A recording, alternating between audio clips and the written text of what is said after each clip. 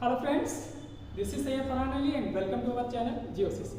तो friends, previous video में हमने बात की थी पार्ट्स ऑफ स्पीच की, ठीक है। तो मैंने इसमें ये भी बताया था कि ये टॉपिक थोड़ा सा लेंदी होने वाला है because we will study each and every parts of speech in detail. But prior to this there is a need of practice, है ना। तो आपको जो मैंने 8 पार्ट्स ऑफ स्पीच एक्सप्लेन किए थे, तो उस पर बेस करके एक एक्सरसाइज आती है। तो चलिए पहले उस एक्सरसाइज को सॉल्व कर लेते हैं जिससे आपकी प्रैक्टिस हो जाएगी और उसके बाद फिर हम एक एक पार्ट्स ऑफ स्पीच को डिटेल में पढ़ेंगे। तो देखिए किस तरीके की एक्सरसाइज आती है। Name the part of speech of each underline word in the following sentences. Right, ये जो सेंटेंसेस हैं इसमें हर सेंटेंस में एक वर्ड जो है वो आपका अंडरलाइन है। आपको ये बताना है कि ये किस पार्ट्स ऑफ स्पीच से बिलोंग करता है या ये कौन सा पार्ट्स ऑफ स्पीच है। ठीक, पहली चीज। देखिए दूसरी चीज, बात यहीं पे अभी खत्म नहीं हुई है। दूसरी चीज क्या दी हुई है, giving each case your reason for the classification. यानी आपको सिर्फ बताना नहीं है ये कौन सा पार्ट्स ऑफ स्पीच है, बल्कि आपको रीजन भी देना है, ठीक है। और give you reason for your classification. जो हम क्लासिफाई करेंगे कि ये नाउन है या प्रोनाउन है, ठीक है, एडवर्ब है, तो उसका रीजन भी देंगे कि ऐसा क्यों है, ठीक है ना। तो आई होप इस एक्सरसाइज जब ये सॉल्व कर लेंगे आप, तो आपको एक पूरा आइडिया हो जाएगा पार्ट्स ऑफ स्पीच और उसको आप अच्छे से रिकग्नाइज कर पाएंगे, पहचान पाएंगे। Because I have told you earlier that we can't say any word this belong to which part of speech until we see its use in a sentences, ठीक है। हम किसी वर्ड को देख करके नहीं बोल सकते हैं कि वो किस पार्ट्स ऑफ स्पीच से बिलोंग करता है जब तक हम उसका यूज ना देंगे। जैसे अगर मैंने यहाँ पे कोई वर्ड लिख दिया, सपोज दैट ऑन, तो आप जनरली अगर पूछेंगे किस पार्ट्स ऑफ स्पीच आप बता देंगे कि ये प्रीपोजिशन है, लेकिन ऐसा कहना गलत होगा, ठीक है। ये ठीक नहीं है क्योंकि ये एक ही वर्ड एक कई अलग अलग सेंटेंसेस में अलग अलग पार्ट्स ऑफ स्पीच का काम कर सकता है। तो okay friends, without making any delay let's start. अब देखिए पहला सेंटेंस हम यहाँ से देखेंगे, ठीक है। Still waters run deep. अब यहाँ पे जो वर्ड है स्टिल, ये अंडरलाइन है, हमें इसकी पार्ट्स ऑफ स्पीच बताना है कि ये किस पार्ट्स ऑफ स्पीच का वर्ड है, ठीक है। तो अब यहाँ पे देखिए स्टिल वाटर्स, ठीक, वाटर्स बोलते हैं वाटर बॉडीज को, ठीक है। वाटर होता है और वाटर्स होता है। अब इसमें डिफरेंस समझ लीजिए। वाटर मतलब ये पीने वाला पानी, और वाटर्स जहाँ पे आया है तो आप समझ जाइए कि वो वाटर बॉडी को इंडिकेट कर रहा है। जैसे आपको ओशंस हो गया, सीज हो गया, लेक हो गया, पॉन्ड हो गया, व्हाटएवर, तो वो ठीक है। यहाँ पे है स्टिल, हमें वर्ड स्टिल बताना है। हमें सबसे पहले देखना है कि स्टिल क्या है। ये दोस्तों एडजेक्टिव है, ठीक है। अब चलिए इसको क्लासिफाई करें, इसको पहचानिए किस तरीके से एडजेक्टिव है। देखिए स्टिल जो है वो किसको क्वालिफाई कर रहा है, किसके बारे में बता रहा है, वाटर्स को क्वालिफाई कर रहा है, वाटर्स को मॉडिफाई कर रहा है। यानी स्टिल जो है वो वाटर्स के बारे में बता रहा है। स्टिल मतलब ठहरा हुआ, ठीक है। स्टिल वाटर्स यानी ठहरा हुआ पानी, गहरा होता है ना, ये इसका मीनिंग है। तो स्टिल वाटर्स, वाटर्स यहाँ पे क्या है, वाटर्स दोस्तों यहाँ पे है नाउन, ठीक। और आई have told you earlier that adjective qualifies or modifies noun or pronoun. It adds something to the meaning of noun or pronoun, ठीक है। तो adjective जो है वो noun और pronoun की मीनिंग में कुछ ऐड कर देता है, ठीक है, वो उसको क्वालिफाई करता है, मॉडिफाई करता है। तो यहाँ पे adjective क्या हो जाएगा, सॉरी यहाँ पे still क्या हो जाएगा, आपका adjective हो जाएगा। क्लियर है ना, ठीक है। still waters, तो still जो है वो waters को मॉडिफाई कर रहा है, ठीक है, इसके बारे में बता रहा है। और वाटर क्या है, आपका नाउन है, इसलिए स्टिल जो है वो आपका क्या हो जाएगा, एडजेक्टिव हो जाएगा, क्योंकि ये नाउन को क्वालिफाई कर रहा है। आई होप क्लियर हो गया होगा। चलिए नेक्स्ट सेंटेंस देखते हैं। He still lives in that house, ठीक है। अब देखिए अगेन फिर आपका वर्ड स्टिल ही है, लेकिन अब की यहाँ पे ये एडजेक्टिव नहीं है। देखिए सबसे पहले हम देखेंगे कि क्लासिफाई किस तरीके से करना है। हमें देखना है कि वो वर्ड क्या कर रहा है। स्टिल लिव्स, स्टिल यहाँ पे जो है वो किसको मॉडिफाई या क्वालिफाई कर रहा है, लिव्स को, यानी वो अभी भी अब तक इस घर में रहता है, उस घर में रहता है, ठीक है। तो यहाँ पे लिव्स हमारा क्या है, वर्ब है। लिव्स क्या है, वर्ब है, रहना, ठीक है। तो ये स्टिल क्या हो गया फिर हमारा, एडवर्ब, ठीक है। अब give reason for the classification. Still lives को मॉडिफाई कर रहा है, ठीक है। और लिव्स क्या है, हमारा वर्ब है, और जो वर्ब को क्वालिफाई या मॉडिफाई करता है वो हमारा क्या होता है, एडवर्ब होती है, ठीक है।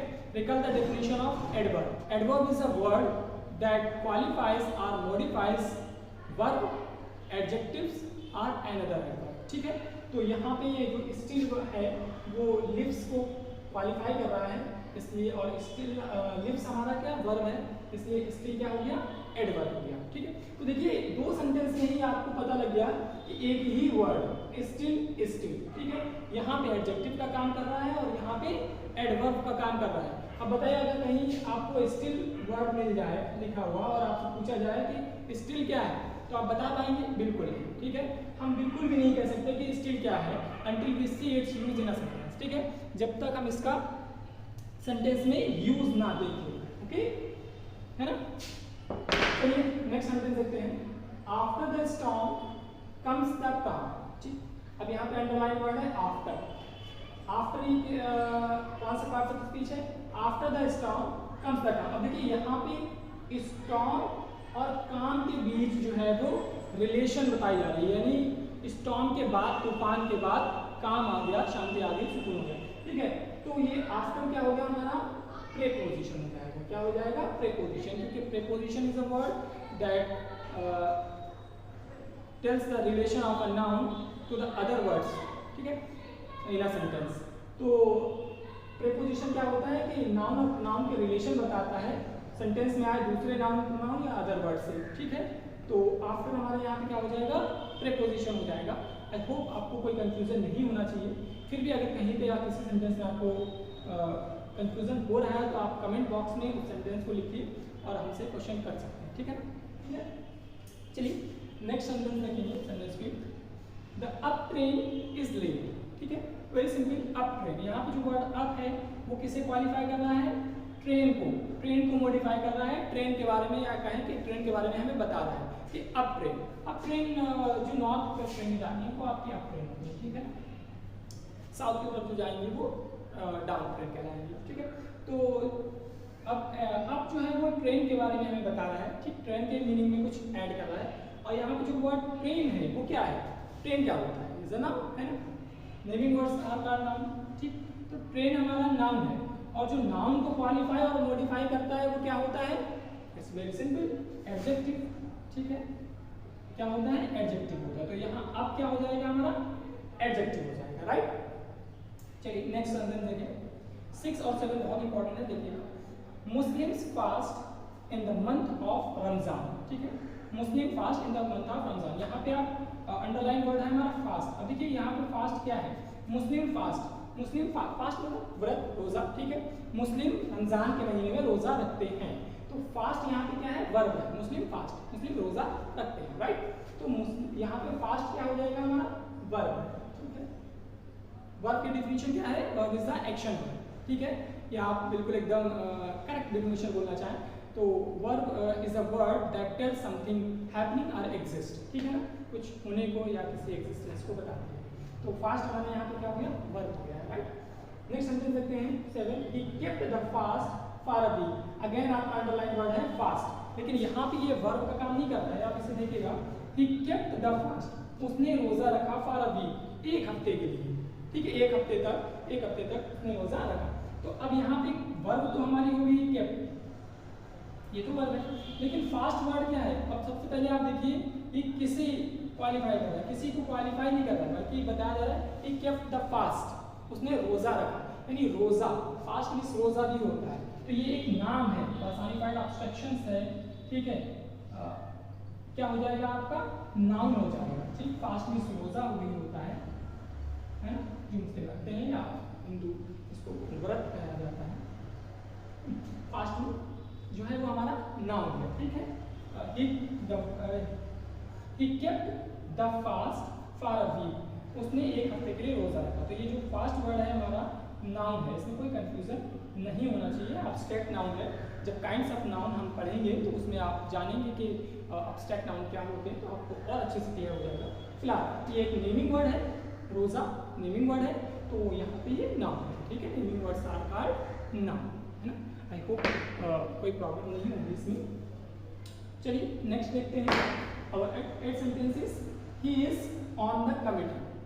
सॉरी, इसमें अंडरलाइन नहीं है, मैं अंडरलाइन कर दे रहा हूँ। इसमें आपको ऑन के बारे में बताना है और ये हामी on. He is on the committee. यहाँ पे अब देखिए वर्ड ऑन क्या है, he is on the committee. यहाँ पे रिलेशन बताई जा रही है प्रोनाउन ही और नाउन कमिटी की बीच की, he is on the committee. तो जहाँ पे रिलेशन बताई जाती है वो क्या होता है हमारा प्रीपोजिशन, ठीक है, क्या होता है प्रीपोजिशन, ठीक है। The cat is on the table, cat और टेबल की relation, pen is in the box, ठीक है, तो पेन और बॉक्स की रिलेशन बताई जा रही है, तो यहाँ पे इन प्रीपोजिशन हो जाएगा। Similarly he is on the committee, यहाँ रिलेशन बताई जा रही है ही और कमिटी के बीच में, तो ये ऑन हमारा क्या हो जाएगा प्रीपोजिशन हो जाएगा। नेक्स्ट देखते हैं लेट अस मूव ऑन। देखिए अगेन आपका अंडरलाइन वर्ड है ऑन, ठीक, लेकिन यहाँ पे ये प्रीपोजिशन का काम नहीं कर रहा है। यहाँ पे देखिए आप सबसे पहले ऑन जो है वो किसे क्वालिफाई कर रहा है, मूव को क्वालिफाई कर रहा है, मूव ऑन। चलो आगे बढ़ते हैं, लेट अस मूव ऑन, है ना। तो मूव हमारा क्या है यहाँ पे वर्ब है, मूव क्या है वर्ब है, और जो वर्ब को क्वालिफाई या मॉडिफाई करता है वो क्या होता है एडवर्ब, क्या होता है एडवर्ब, है ना।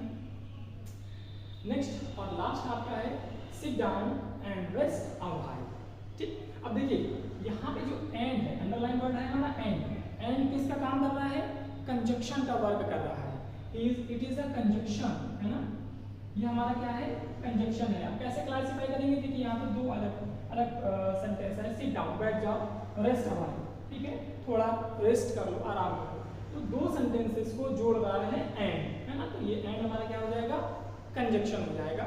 Recall the definition of the conjunction, conjunctions are joining words, they join words or sentences, ये शब्दों वर्ड्स या सेंटेंसेस को जोड़ते हैं, ठीक है।